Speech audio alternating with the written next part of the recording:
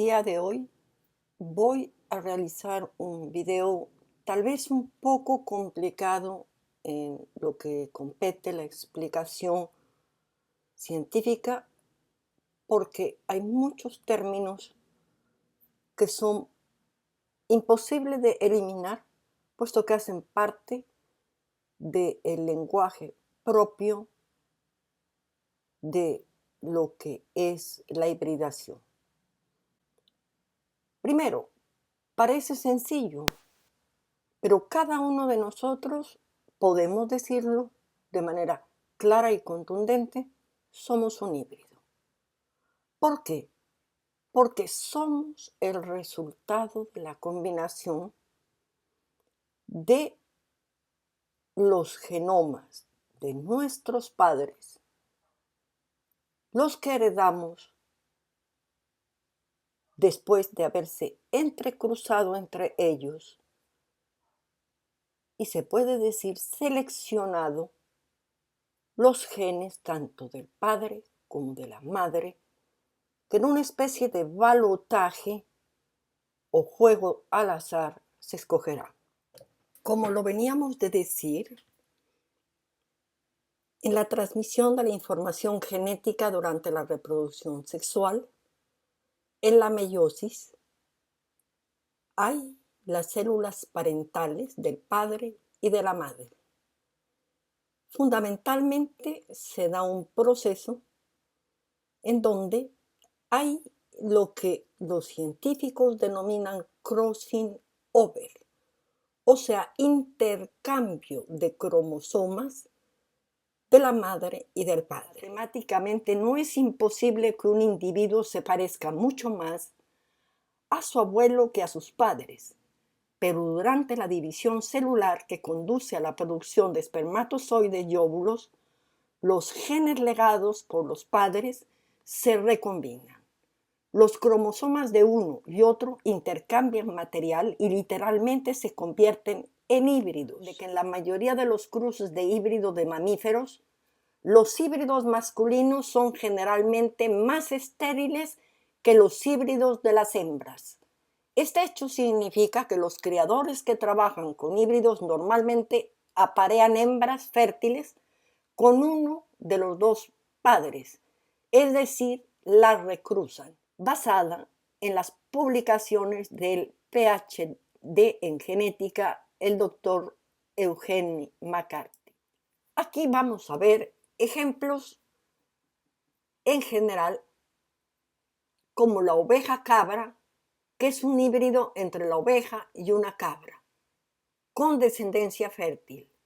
La mula, que es un híbrido estéril entre un asno y una yegua. El grolar, que es un híbrido raro entre oso pardo y un oso polar. El labrador, que es una raza canina híbrida entre un labrador retriever y un poodle. Genéticamente, los híbridos son organismos heterocigóticos por poseer genes para rasgos distintos que pueden ser tanto recesivos como dominantes heredados de sus progenitores. Cuando hay falta de genes dominantes entre sus alelos, se manifiestan en ellos los caracteres recesivos. Los híbridos de mamíferos son mucho más numerosos de lo que pensamos y diversos de lo que mucha gente cree. Se encuentran tanto en cautiverio como en el estado salvaje. Además, aunque esto también va en contra de la creencia popular, está bien establecido que muchos híbridos pueden producir descendencia, como el caso del babún, oliva, y también el caso de golden mangabé. En el sudeste de la península arábica se encuentra lo que se llama el babuino hamadryas o cabeza de perro, y estos han sido apareados con humanos en Sudán y Etiopía, aunque esto nos suene algo traído de los cabellos y tal vez amoral. Sin embargo, se ha comprobado que ha habido descendencia fértil en estos cruzamientos.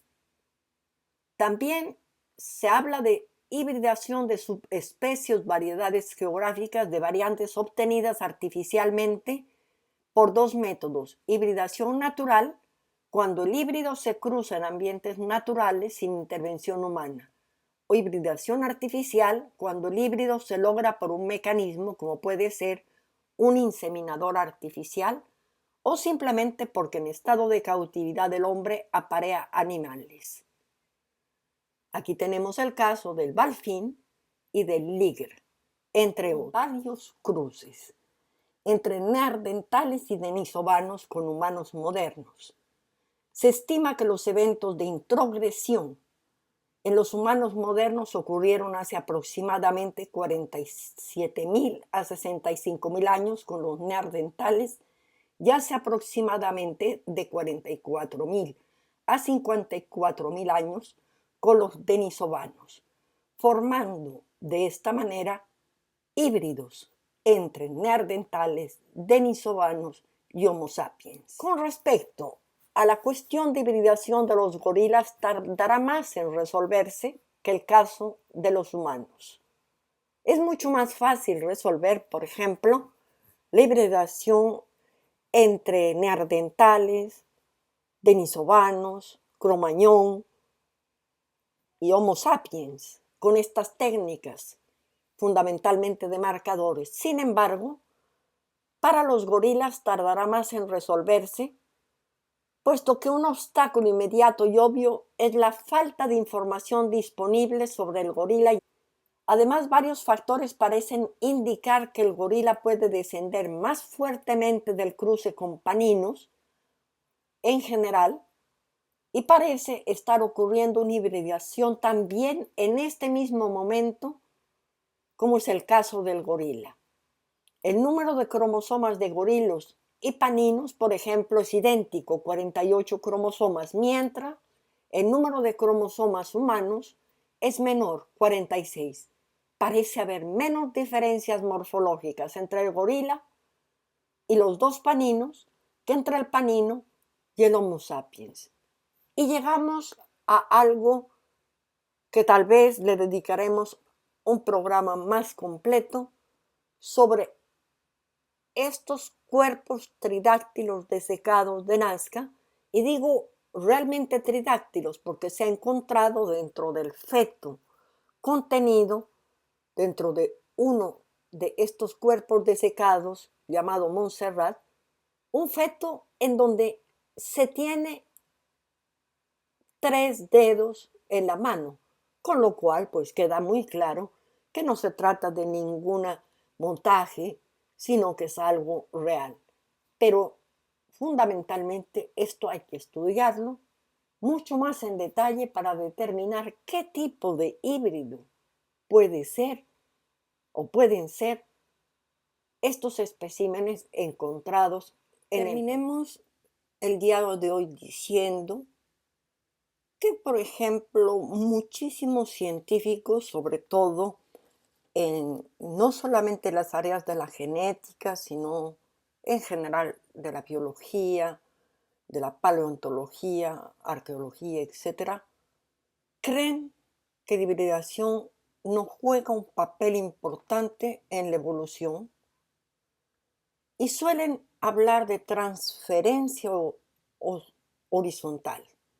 Es decir, la transferencia a través de una infección viral. Para que quede claro, se tiene la hipótesis de que los virus que penetran dentro de los organismos superiores van, lógicamente, a infectar el ADN de estos organismos y de esta manera se insertan dentro del ADN, se instalan definitivamente en el ADN y de esta manera, a través de una infección viral de genes de un organismo, van a ser transmitidos a otro organismo a través de los virus y modificar a su vez el ADN del organismo que lo recibe o huésped. Podemos encontrar genes homólogos entre especies distintas porque en general, y esto es un concepto que a veces no se deja muy claro, el ADN de todos los organismos vivientes en el planeta Tierra es el mismo, solo que en cada especie se silencian regiones de este ADN y no producen genes.